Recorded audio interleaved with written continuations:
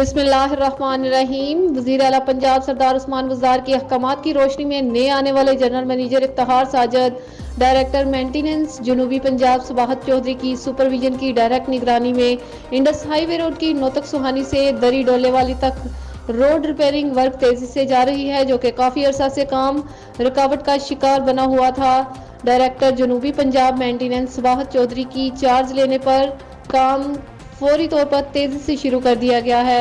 इलाके में खुशी की लहर दौड़ गई, जिस पर इलाका के अवाम का नेशनल हाईवे और पंजाब हुकूमत का शुक्रिया अदा किया और कहा कि इदारों में सुबाहत चौधरी जैसे अफसरान का होना बहुत ज़रूरी है कि मुल्क पाकिस्तान में खुशहाली और तरक्की मुमकिन हो सके। Report Ambreen Bloch.